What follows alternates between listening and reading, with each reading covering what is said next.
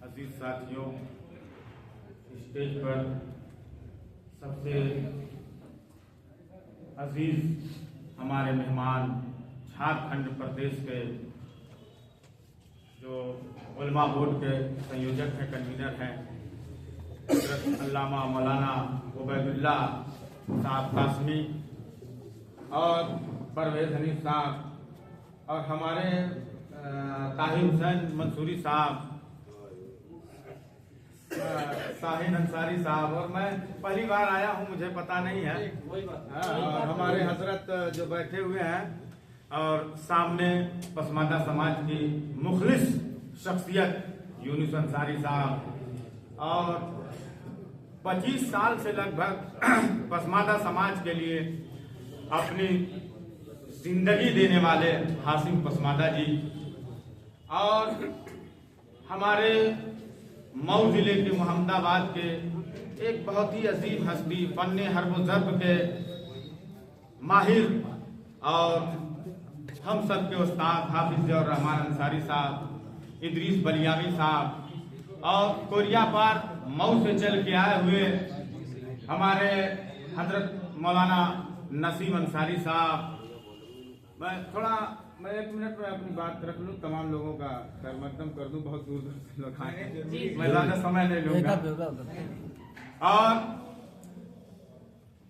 मोहम्मदाबाद मऊ से चल के आए हुए मौलाना आसिफ अंसारी साहब और घोसी विधानसभा जो मऊ जिले में पड़ता है, वहाँ से पसमानदा की अजीम हस्ती कासिम खलीफा साहब और उनके साथी जो मेरे सामने आ रहे कासिम खलीफा साहब, और अपने तकलीफों को, दर्द को भूल करके मेरी आवाज पे लब्बैक करने वाले जमाल साहब, और थोड़ा सा आवाज जो है पानी की वजह से बस 2 मिनट, मास्टर तुफैल साहब और अयाज अहमद झिन्नक साहब और मेरा छोटा भाई अदनान अंसारी, सोहराब साहब और आजमगढ़ मुबारकपुर से बहुत ही मशहूर रजाउर रहमान अंसारी साहब और नूर आजमी साहब, नासिर जमाल साहब और हमारे डॉक्टर साहब और मोहम्मदाबाद के एक मशहूर हस्ती अब्दुल सलाम साहब और यूसुफ साहब और एक नौजवानों का नेता आदिल अंसारी साहब और तमाम वो साथी जिनका मैं नाम नहीं, हाफिज सईदुर रहमान साहब और हाफिज इमरान साहब, हाफिज हाशिम साहब और तमाम वो साथी मैं जिनका नाम नहीं ले सकता जो हमारे साथ बस में आए हुए हैं। और इनका मैं शुक्रिया अदा करना चाहूँगा कि इन्होंने एक बार जब हमने आवाज़ दिया तो कहे मौलाना जहाँ कहे वहाँ चलना है। ये हमारे लोग कैडर हैं जो एक बस आए, 60 सीट पे 60 लोग बैठ के आए। ये कैडर है, ये समझाना नहीं है कि पसमानदा क्या है, इन्हें बताना नहीं है कि इस्लाम क्या है, मसावात क्या है और समाज क्या है। ये जानते हैं अल्लाह के रसूल को, उस पैगाम को भी जानते हैं। जबले अहमद पे जब 1.25 लाख सहाबा के सामने मेरे सरकार ने कहा था कि न किसी अरबी को किसी अजमी पे फौकियत है, न किसी अजमी को किसी अरबी पे फौकियत है, न किसी गोरे को किसी काले पे फौकियत है। अगर किसी को किसी पे फौकियत है तो तकवा की बुनियाद पर है। मगर रेहान अंसारी ये सवाल करना चाहता है कि जब जमींदारी का जमाना था, जब रानी के पेट से राजा पैदा होता था, तो हमारे यहाँ बिरादरी कैसे हो गई?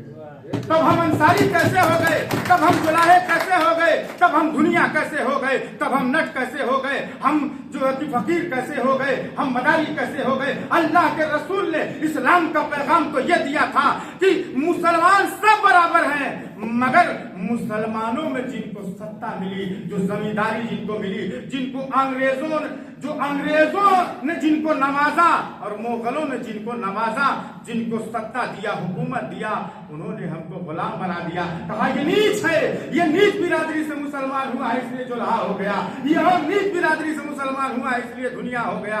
इसलिए मैं भी जानता हूँ, लोग कहेंगे आएंगे, हजरत मुफ्ती साहब लोग कहेंगे आएंगे, मतलब मोटी मोटी बात बता दूं ताकि कम पढ़े लिखे लोगों को समझ में आ जाए। खुली बात करता हूं, अल्लाह करम है, अल्लाह के सिवा किसी से डरता भी नहीं। कि कहेंगे मुसलमान सब बराबर हैं, वोट लेना है तो मुसलमान सब बराबर है, बेटी देना है तो जो दुनिया नाव दर्जी फकीर हो जाए, तो दोगला समझ कि नहीं? ये गलत है ना। हम भी जानते हैं कि इस्लाम एक है, इस्लाम में बिरादरी नहीं है। मुफ्ती झारखंड वाले हमारे मुफ्ती साहब ने कहा है इस्लाम में बिरादरी नहीं है, अल्लाह के रसूल ने कह दिया, उनका हुक्म सराहत।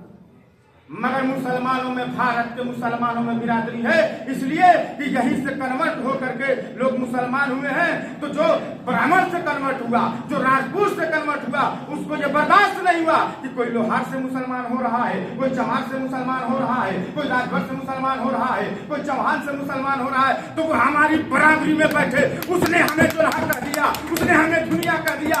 तो जब रानी के पेट से राजा पैदा होता था तो तुम हमें दुल्हा करके नीच समझते थे, दुनिया करके नीच समझते थे, फकीर करके नीच समझते थे।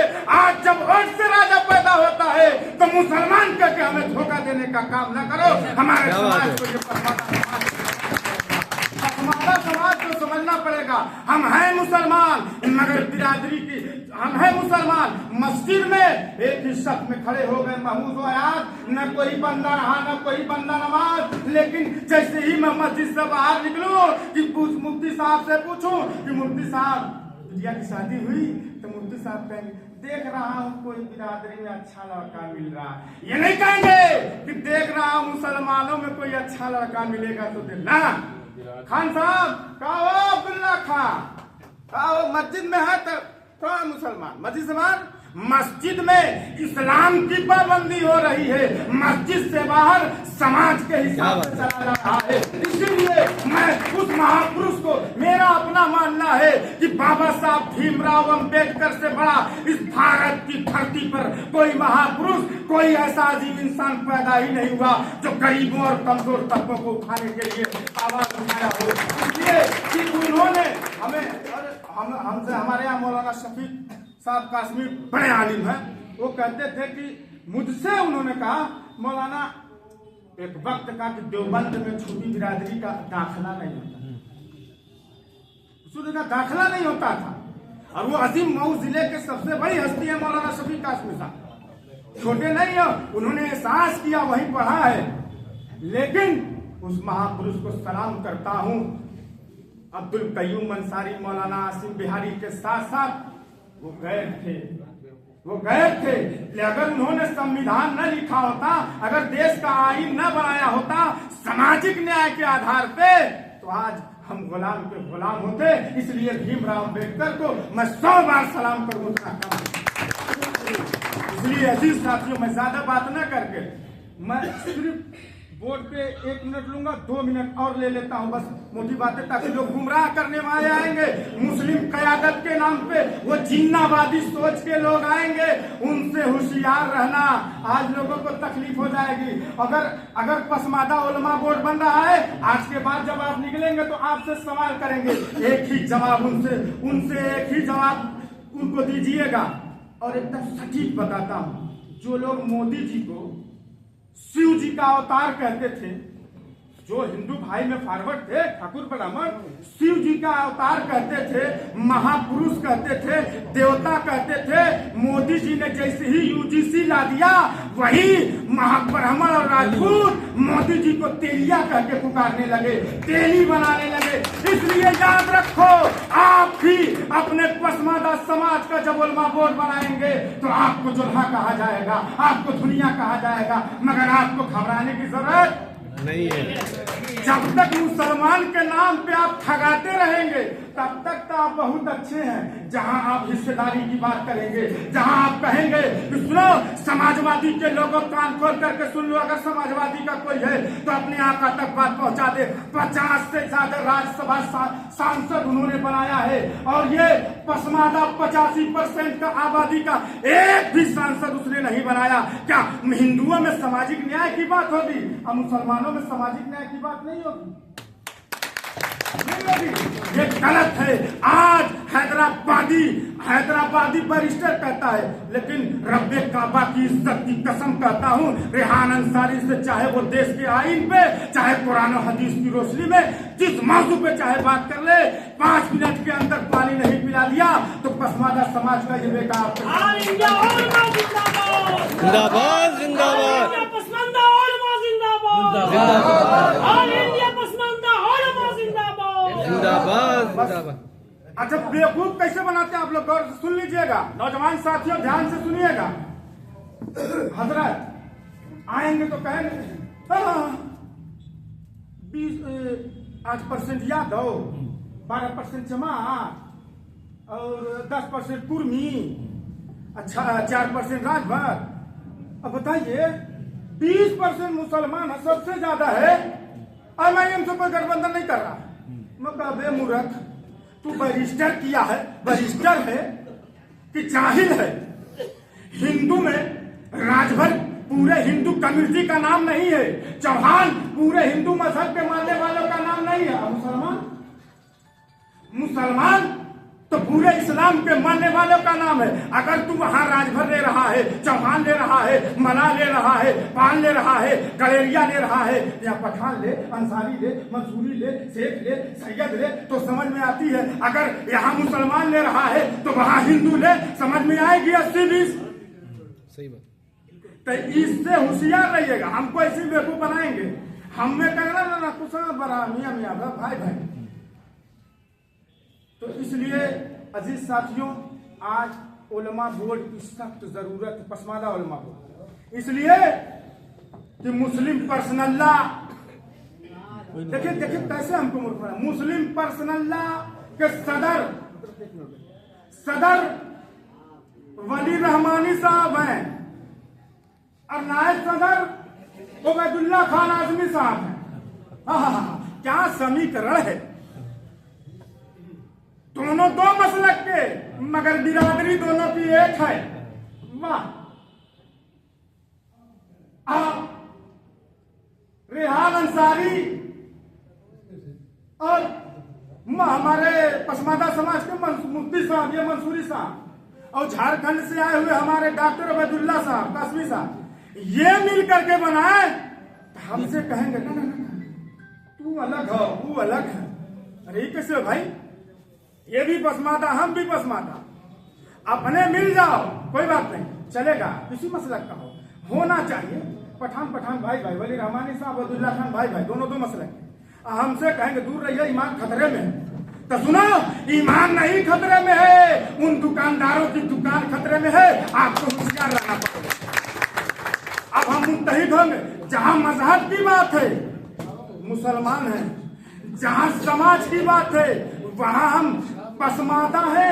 इसलिए कि इस देश में, देश का संविधान मुसलमान हिंदू के नाम पर हमें फायदा आरक्षण नहीं देता है। बस बात खत्म कर रहा हूं। हमें जो फायदा देता है वो बिरादरी के नाम पे देता है, समाज के नाम पे देता है। इसलिए आपको मुत्तहिद होना पड़ेगा। इसलिए धारा 341 पे मजहबी पाबंदी मोदी जी हटा दीजिए। योगी जी बुनकरों को भी किसानों की तरह बिजली फ्री दीजिए, वरना पसमादा समाज ऐसा आंदोलन करेगा कि लखनऊ के सड़कों पर पसमादा ही पसमादा नजर आएगा। मैं ये छोटा मत देखिए, ये वादा करके जा रहा हूँ, ईद बाद ये कार्यक्रम शुरू हो जाएगा। ऑल इंडिया पसमादा मुस्लिम महाज के बैनर तले रेहान अंसारी अपने परवेज हनीफ अंसारी और यूनुस अंसारी से वादा कर रहा है, इतना बड़ा जनसैलाब पूरब से लेके आऊंगा कि लखनऊ की सड़कें जाम हो जाएंगी।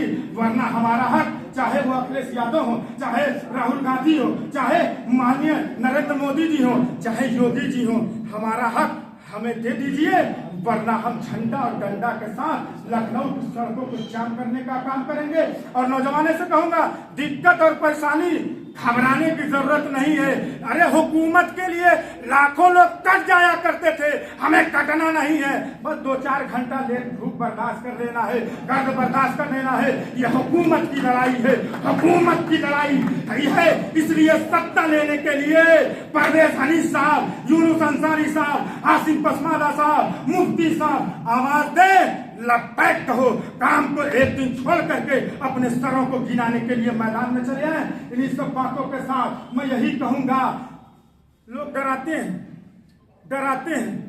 अरे जुल्म के साये में लब खोलेगा कौन, अगर हम भी चुप रहे तो बोलेगा क्या और साहिल की तमन्ना है तो पतवार संभालो, यूं जागना अच्छा नहीं तूफान के डर से।